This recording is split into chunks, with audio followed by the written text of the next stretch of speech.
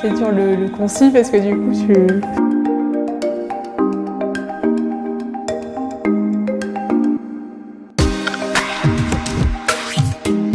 Bonjour, je m'appelle Odile Rosset et je suis la directrice de l'association Carton Plein. Je m'appelle Louise Lacoste, je suis en thèse de sociologie et doctorante CIFRE avec l'association Carton Plein.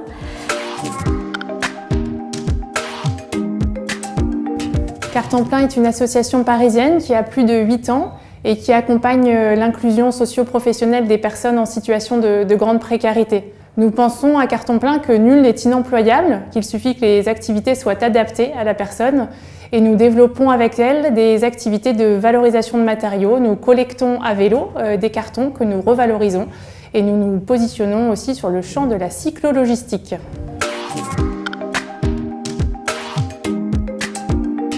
Aujourd'hui, 143 000 personnes sont sans domicile en France, d'après les chiffres de la Fondation Abbé Pierre.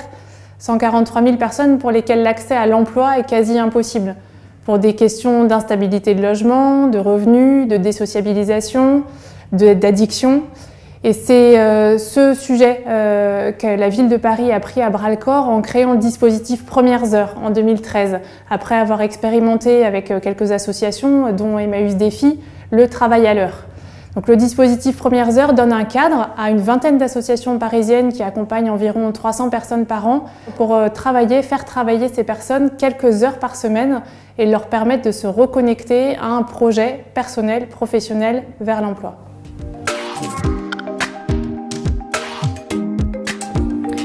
Alors on va chercher à savoir dans quelle mesure le dispositif Premières Heures permet de reconstituer le lien des personnes sans abri à la société et au monde associatif, comprendre la manière dont ce lien est ou pas reconstitué.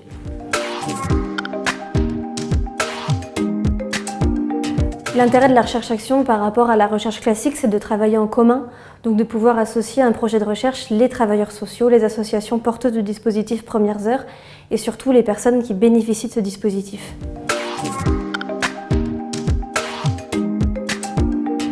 Concrètement, la recherche-action, ça consiste à faire des allers-retours entre le travail de recherche et le terrain, donc l'action des structures qui portent le dispositif Premières Heures. Donc on va travailler par enquête, avec des entretiens, des questionnaires, des réunions de travail avec les structures, et par action. Donc essayer au fil de l'eau d'adapter l'action et les projets des structures aux résultats de la recherche.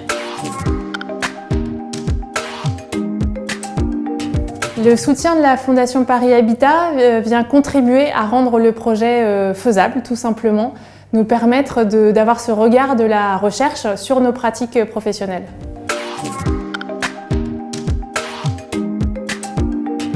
Si en tant que doctorante, en tant que chercheuse, j'arrive à garder un équilibre entre l'attention portée aux besoins des personnes accompagnées par le dispositif, la collaboration avec les structures porteuses et le regard critique qui est nécessaire dans le cadre de la recherche. Si cette recherche-action nous aura nourris dans un travail collectif sur les questionnements autour de l'employabilité des personnes à la rue.